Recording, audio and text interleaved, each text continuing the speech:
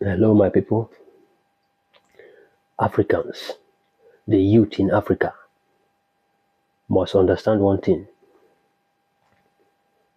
and that is the fact that the destiny of Africa is in their hand.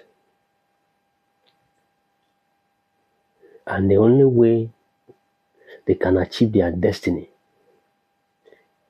in the future is to make a very drastic decision about religion.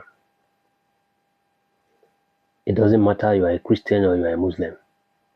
Africans as a whole must have a rethink about religion, especially imported religion. The ones brought by conquerors, people who conquered Africa and imposed religion on them.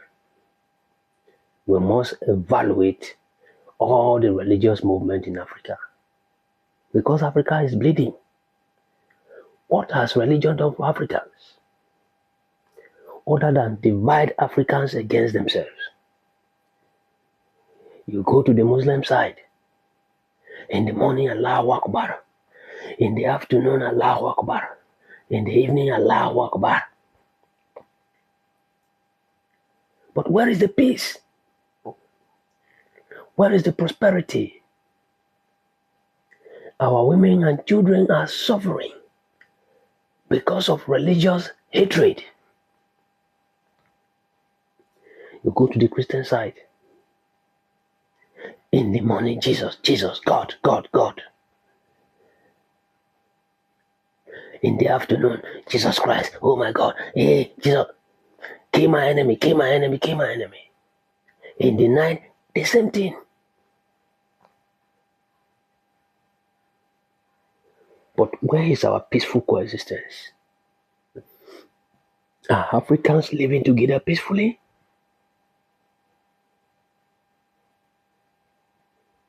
How do we attract growth and development in such a tense atmosphere of hatred for one another?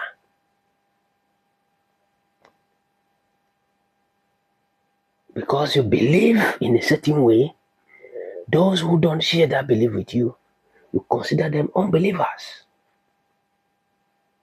On the Christian side,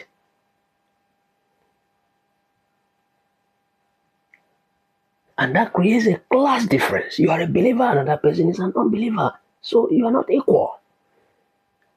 You go to the Muslim side. You are a Muslim. The person who is not a Muslim is considered an infidel and should be killed. And these are your African brothers. The only difference between you and these people is ideological. And you have to kill them because they refuse to share your belief. It is this dangerous ideology that people seeking to colonize Africa are using to tear down Africa.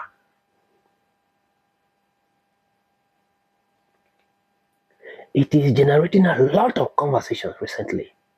Youths are asking questions. I have been saying this thing for a very long time. But because I didn't have the popularity of Ibrahim Traore, nobody listened to me. But I'm happy that a leader who is admired by the youth in Africa is finally coming out to say the obvious. Why are women in northern Nigeria being domesticated? There is what they call Puda, women in Puda, where a situation whereby a man will marry a woman and lock the woman up. She's not allowed to come out. Yet you have women in the Western world who are head of research institutions, head of organizations, contributing immensely to the economic growth and development of their respective states. In northern Nigeria, we lock women up. That is not African culture.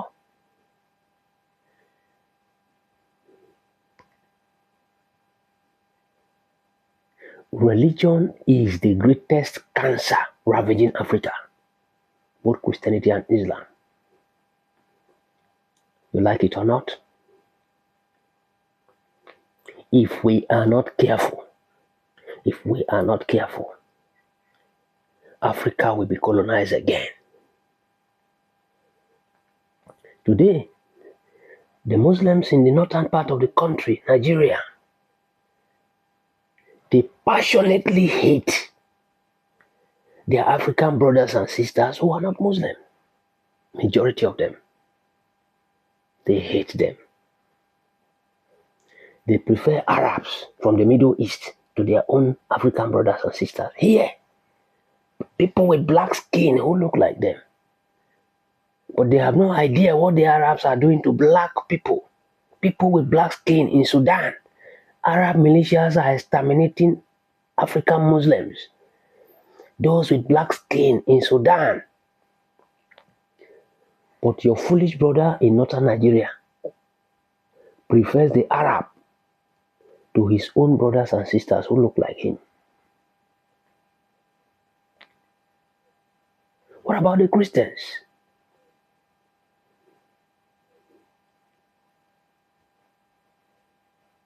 They love those who are committing genocide somewhere else in the name of religion, forgetting that these people they are supporting don't even practice Christianity.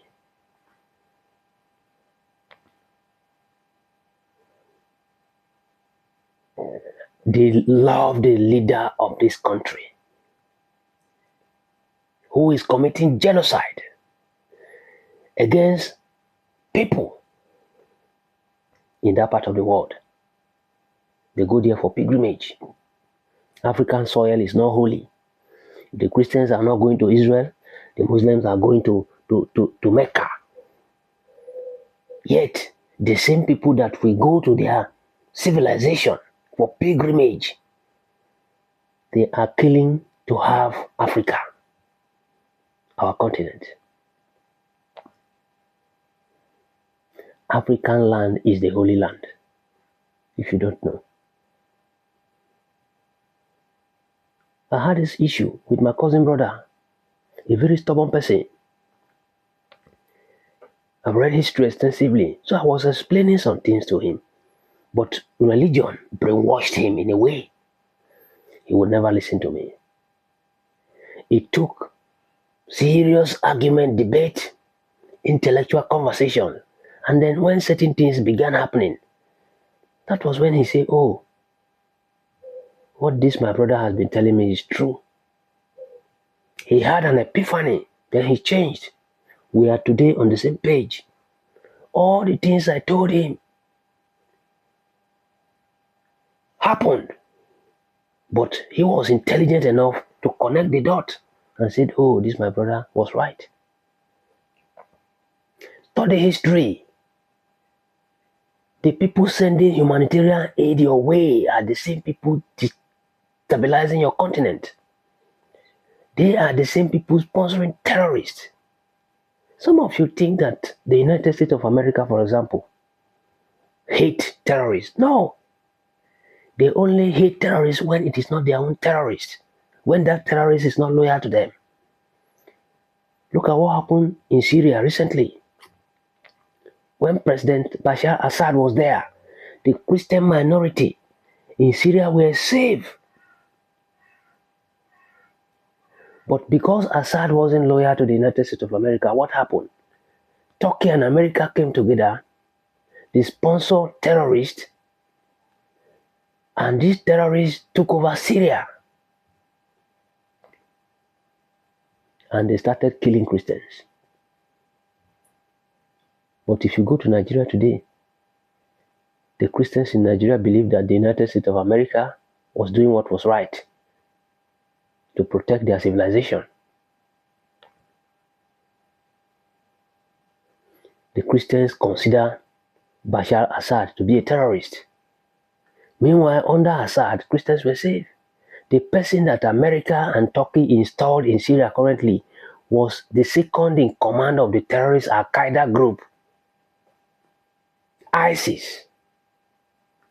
His name was Ajulani when he was the second in command of ISIS. But when the United States of America and Turkey made him president of Syria, he changed the name from Ajolani to Ashara. And Donald Trump invited him to the White House and praised him. America doesn't hate terrorists like that the way you think. They only hate them when they are not loyal to them. I believe that one day the Christians in Nigeria will understand this, especially Africans, who are so fanatical about religion that they forget to see the reality behind the appearance that the United States of America is portraying. What about the Muslims? When the United States of America attacked Iran, for example, you see people, Muslims in Nigeria protesting. But when the terrorists in northern Nigeria, another part of the country, they kill their own African brothers who don't share the same belief as them, they are quiet. Africans, I believe, will wake up one day. The youth in Africa will wake up one day and begin to ask questions. You prefer the Arabs to yourself? The Arabs who were very cruel to you, your ancestors, who castrated your ancestors in Arabia. Go and study the history of the trans-Saharan slave trade, the Arab-Muslim conquest. If you have a black skin like myself, the Arab will never see you as their equal. Ibrahim Traore said that recently.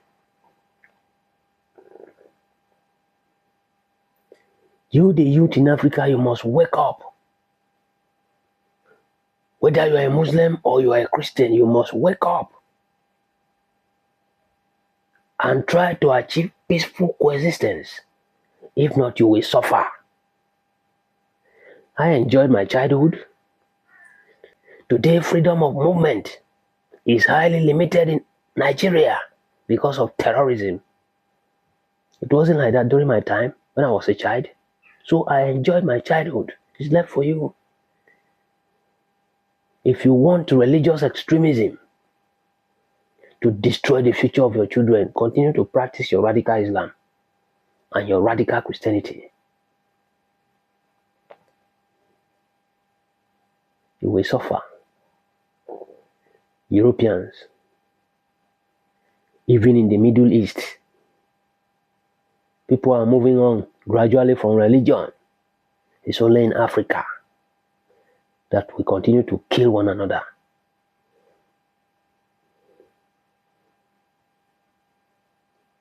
Because of belief system that emanated from other civilizations. When are we going to begin to ask questions about African spirituality and consciousness?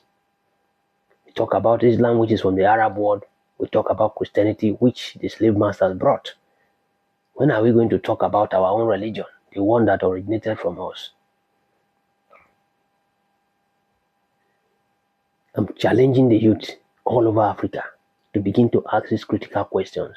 When your imam tells you that your African brother is an infidel, you go and kill him.